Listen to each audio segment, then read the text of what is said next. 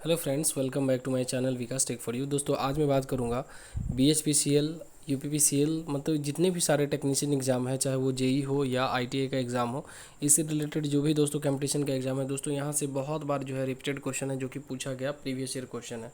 चलिए मैं important question का सीरीज़ लेके आया हूँ दोस्तों, तो आप आई होप आपको ये वीडियो अच्छा लगेगा। वीडियो को पूरा देखिए और बहुत सारे इंपॉर्टेंट क्वेश्चन है, आपको यहाँ से एग्जाम में बहुत सारे क्वेश्चन देखने को मिलेगा। चाहे आप सेल की बात करें, इसरो, डीआरडीओ, कोई भी एग्ज़ाम की बात करेंगे, यहाँ से दोस्तों क्वेश्चन 100% आएंगे। दोस्तों सबसे पहला मेरा क्वेश्चन है कि which one of the following fire extinguisher is suitable for the electric fire, मतलब कौन सा जो है अग्निशामक जो है विद्युत अग्नि के लिए उपयुक्त होता है। तो दोस्तों आपको पता है कि ड्राई केमिकल पाउडर या शुष्क जो सैंड्स होते हैं वो हमारा क्या है, विद्युत अग्नि के लिए क्या है, वो उपयोग की जाती है। इसीलिए इसका राइट आंसर क्या हो जाएगा, पहला हो जाएगा। और आपको मैं बता दूं, इसमें कभी भी जो है विद्युत अग्नि में कभी भी फोम फायर का यूज़ नहीं करेंगे। तो इस चीज़ को ध्यान रखना है दोस्तों। ये कई बार क्वेश्चन जो है सेफ्टी प्रिकॉशन में आ चुका है। और मैं आपको बता दूं कि इसको जैसे बुझाने के लिए सूखी बालू या आप क्या कर सकते हैं, सीटीसी या अब जिसको हम लोग बोलते हैं कार्बन टेट्राक्लोराइड CCl4, उसका यूज़ हम लोग करते हैं। तो दोस्तों आई होप ये पहला क्वेश्चन आपको क्लियर हो गया होगा कि शुष्क रसायन पाउडर का यूज़ करते हैं। अगला क्वेश्चन है मेरा कि कह रहा है कि when working with electrical components you should, मतलब जब आप विद्युतीय उपकरण के साथ काम करते हैं तो आपको क्या होना चाहिए। तो आपको याद होना चाहिए दोस्तों कि निम्नलिखित कह रहा है कि सभी प्रक्रियाओं का पालन करना चाहिए। मतलब जो भी सेफ्टी रूल्स है दोस्तों, कभी भी आप किसी भी इंडस्ट्री में काम करते हैं तो सबसे पहले आपको रहता है कि do this and do not this, मतलब क्या करना है और क्या नहीं करना है। उस चीज़ का सेफ्टी जो प्रिकॉशन है उसमें सबसे पहले उस चार्ट को देखना चाहिए कि हमें इस सेफ्टी में मतलब क्या क्या करना चाहिए, यहाँ पे क्या क्या सावधानी बरतनी चाहिए। तो इसलिए दोस्तों इसके जो है सभी लिखित जो है प्रक्रियाओं का पालन करना चाहिए, यही इसका राइट आंसर होगा। अगला है तो दोस्तों तीसरा क्वेश्चन है electrical current passes easily through dash, मतलब इलेक्ट्रिकल करंट जो है विद्युत धारा जो है किससे आसानी से पास कर सकती है। तो आई होप दोस्तों आपको ही पता होगा कि किसी भी कंडक्टर यानी चालक से जो है विद्युत जो है आसानी से पास कर सकता है, इलेक्ट्रॉन्स जो है आसानी से उसमें फ्लो कर सकता है। इसलिए इसका राइट आंसर क्या हो जाएगा, ए। दोस्तों मेरे चैनल को फर्स्ट टाइम विजिट करें तो प्लीज़ लाइक शेयर सब्सक्राइब कर दीजिएगा। चलिए आगे मैं बात करता हूँ। अगला क्वेश्चन, इलेक्ट्रोलाइसिस में कौन सा नियम लागू होता है। तो दोस्तों मैं बता दूं कि कह रहा है कि which law is applicable in electrolysis. तो इलेक्ट्रोलाइसिस जो है दोस्तों फैराडे का जो नियम है, फैराडेज लॉ ऑफ इलेक्ट्रोलाइसिस आपको पता होगा। फैराडे लॉ इसी के आधार पर जो है दोस्तों ये आधारित है, तो फैराडे के नियम पे। तो इसलिए इसका राइट आंसर क्या हो जाएगा, 3 हो जाएगा। चलिए अगला क्वेश्चन में बात करता हूँ दोस्तों। अगला क्वेश्चन हमारा है कि in lead acid cells hydrogen liberated, मतलब एक लीड एसिड सेल में हाइड्रोजन किस पर मुक्त होते हैं। तो हाइड्रोजन आपको पता होगा, हाइड्रोजन जो है दोस्तों निगेटिव प्लेट पे ही जो है वो मुक्त होते हैं। इसीलिए इसका राइट आंसर क्या हो जाएगा, A1 हो जाएगा। अगला क्वेश्चन हम बात करते हैं कि which of the following is an active materials of a lead acid cell, यानी निम्नलिखित में से कौन सा लीड एसिड सेल का जो है सक्रिय पदार्थ है।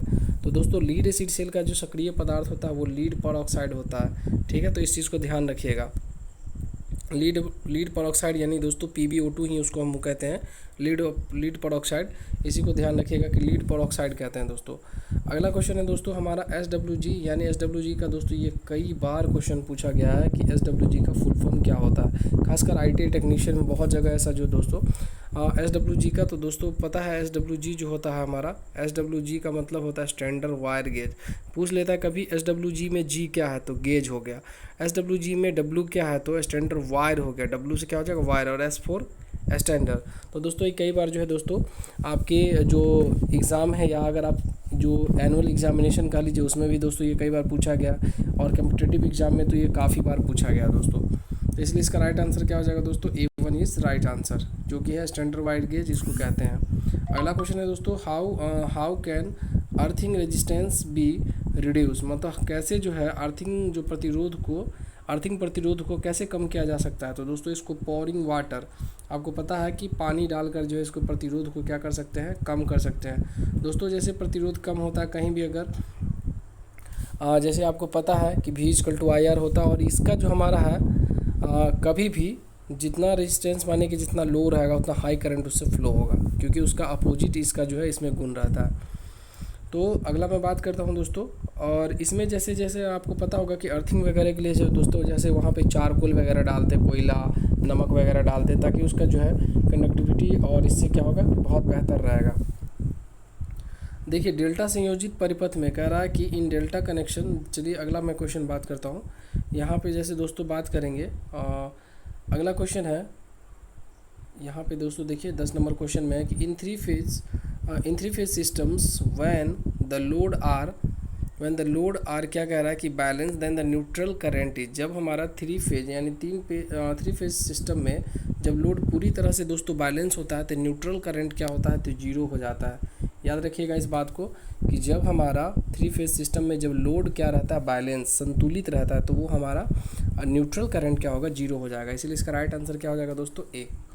अगला क्वेश्चन है कि दोस्तों in relation to electrical wiring what does the PVC means. मतलब विद्युतीय वायरिंग में दोस्तों जो है पीवीसी का क्या मतलब होता है। तो पीवीसी में दोस्तों जो ये है, आपको पता होगा कि पीवीसी हम कहते हैं पॉलीविनाइल क्लोराइड।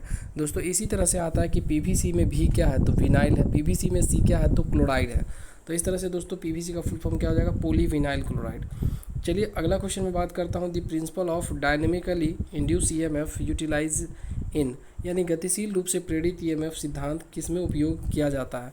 तो दोस्तों आपको पता है कि ट्रांसफार्मर एक तरह से हमारा स्टैटिक डिवाइस है, ये सब क्या स्टैटिक है, लेकिन हमारा जो जनरेटर होता है वो क्या होता है, डायनेमिकली होता है। इसीलिए इसमें डायनेमिकली इंड्यूस ईएमएफ जो है तो दोस्तों उत्पन्न होता है। इसीलिए आपको पूछ रहा है क्या कि गतिशील रूप से प्रेरित ईएमएफ का सिद्धांत जो है किस में उपयोग किया जाता है, तो आंसर याद रखिएगा जनरेटर में। Right answer is C. अगला क्वेश्चन में बात करता हूँ दोस्तों, जैसे यहाँ 13 नंबर देखिए कि द फील्ड कॉइल्स, 30 नंबर में कह रहा है कि the field coils of a DC generator are usually made up of, यानी डीसी जनरेटर का जो फील्ड कॉइल है आमतौर पर किससे बने होता है। तो डीसी कॉइल आपको पता है कॉपर से, और इसको याद रखिएगा कॉइल कॉपर है ना, तो सीसी याद रखिएगा, मतलब कॉइल हमारा किससे बना रहेगा, तो कॉपर का बना रहेगा, तांबा का। अगला क्वेश्चन हम बात करते हैं कि सामान्य पसंद के लिए। देखिए यहाँ क्वेश्चन हमारा है दोस्तों, जैसे है कि फॉर पैरेलल ऑपरेशन, यानी समानांतर जो है हमारा है ऑपरेशन के लिए जनरली कह रहा है कि generators normally preferred dash generator, मतलब समानांतर संचालन के लिए जो समानता पसंद किए जाने वाले जनरेटर कौन से होते हैं, तो संट जनरेटर। दोस्तों जब भी अगर समानांतर पथ की बात होगी तो समानांतर हमारा क्या होता है, क्योंकि आपको पता है संट जो हमारा होता है वो संट कैसा होता है, तो आपको पता होगा कि संट जनरेटर हमारा क्या कांस्टेंट, एक तरह से उसका स्पीड क्या होता है दोस्तों, कांस्टेंट रहता है। इसीलिए जहाँ भी कांस्टेंट और बैलेंसिंग की बात होगी तो इसमें यहाँ पे संट जनरेटर का यहाँ पे हम बात करेंगे। इसलिए राइट आंसर इसका क्या हो जाएगा दोस्तों, A1 हो जाएगा। इसका याद रखिएगा कि इसका आंसर जो होगा A1 हो जाएगा। अगला मैं दोस्तों बात करता हूँ कि when load on the DC shunt motor is increases its speed क्या होगा, मतलब जब डीसी शंट मोटर पर लोड बढ़ाया जाता है तो इसकी गति क्या होती है। दोस्तों आपको ही पता होगा कि हमारा जैसे ही मोटर का जो है लोड बढ़ाएंगे तो थोड़ा सा जो है संट, ये किसकी बात हो रही है, संट मोटर में। आपको मैं बताया हूँ कि संट मोटर एक तरह से कांस्टेंट स्पीड मोटर होता है दोस्तों, इसीलिए इसका जो है स्पीड जैसे ही थोड़ा सा लोड बढ़ेगा तो थोड़ा स्लाइटली रिड्यूस हो जाएगा, यानी थोड़ी सी घट जाएगी। चलिए अगला क्वेश्चन मैं बात करता हूँ, इसलिए इसका राइट आंसर क्या हो जाएगा, D4। याद रखिएगा इसका राइट आंसर दोस्तों क्या हो जाएगा, D4 हो जाएगा।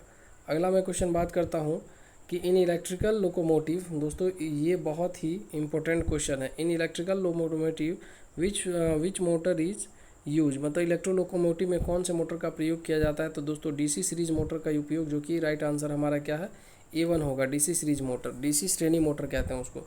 तो डीसी सीरीज मोटर कहने का मतलब है कि इसका स्टार्टिंग टॉर्क काफ़ी हाई होता है, इसीलिए हम लोग जहाँ भी वेरिएबल टॉर्क और जो स्टार्टिंग टॉर्क काफ़ी हाई के लिए हम लोग यूज़ करते हैं तो दोस्तों हम लोग डीसी सीरीज मोटर का ही यूज़ करते हैं। इसलिए इसका राइट आंसर क्या हो जाएगा दोस्तों, A1 इज़ राइट आंसर।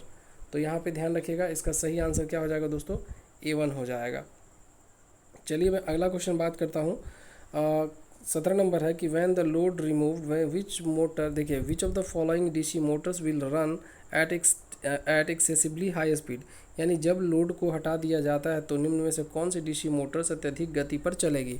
दोस्तों ये जो है ना बहुत बार इंपॉर्टेंट क्वेश्चन है, बहुत बार पूछा गया कि लोकोमोटिव में जो हमारा इलेक्ट्रिक ट्रैक्शन में हमारा डीसी सीरीज मोटर का यूज़ किया जाता है, इसीलिए इसका राइट आंसर क्या हो जाएगा, B2 होगा। क्योंकि डीसी सीरीज मोटर क्या है कि इसका एक वेरिएबल टॉर्क के लिए हम लोग इसको यूज़ करते हैं और हाई स्टार्टिंग टॉर्क भी काफ़ी रहता है, इसीलिए हम लोग जहाँ वेरिएबल टॉर्क के लिए यूज़ करते हैं और हाई टॉर्क के लिए तो डीसी सीरीज मोटर का हम लोग यूज़ करते हैं, जैसे क्रेन वगैरह ये सब। तो आपको मैं बता दूं अगला क्वेश्चन जो है हमारा HPMV लंबी, ये देखिए HPMV लैंप जो हमारा क्या होता है, इसका पूर्ण नाम क्या है, तो HPMV कहते हैं high pressure mercury vapour lamp को ही HPMV लैंप कहते हैं। तो इसका राइट आंसर क्या हो जाएगा दोस्तों, A1 हमारा क्या होगा, राइट आंसर हो जाएगा। तो ध्यान रखिएगा। अगला चलिए क्वेश्चन में बात करता हूँ कि क्वेश्चन हमारा है कि in what form capacitor works for high frequency, मतलब उच्च आवृत्तियों के लिए संधारित्र किस रूप में जो है काम करती है, तो शॉर्ट सर्किट के रूप में दोस्तों।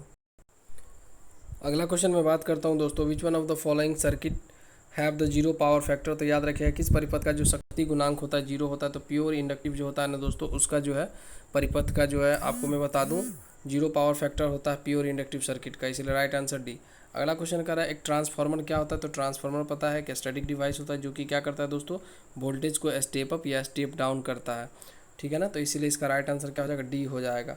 अगला मैं बात करता हूँ दोस्तों, अगला क्वेश्चन हम बात करेंगे, जैसे कि दोस्तों आप देख पा रहे होंगे कि tape changer is generally provided, यानी टेप चेंजर आमतौर पर किस में लगाया जाता है, तो पावर ट्रांसफार्मर में जो है टेप चेंजर दोस्तों लगाया जाता है। और ये जो है टेप चेंजर के बारे में आप समझ गए कि हमारा क्या है, पावर ट्रांसफार्मर में दोस्तों लगाया जाता है। और मैं अगला क्वेश्चन में बताना चाहता हूँ कि मल्टीमीटर के बारे में, जो कि बहुत इंपॉर्टेंट है कि मल्टीमीटर किस को मापता है, तो करंट, वोल्टेज और रेजिस्टेंस को, जो कि राइट आंसर क्या हो जाएगा, सी हो जाएगा। Earth resistance can be measured, तो अर्थ रेजिस्टेंस को किससे मापते हैं, तो by fall of potential method and आपको मैं बता दूं कि यूजिंग द अर्थ टेस्टर और फॉल ऑफ पोटेंशियल मेथड के दौरान दोस्तों इसको हम लोग मेजर करते हैं। Thank you so much. अगर वीडियो अच्छा लगा तो प्लीज़ लाइक और सब्सक्राइब कर दीजिएगा। फिर मिलते हैं नेक्स्ट।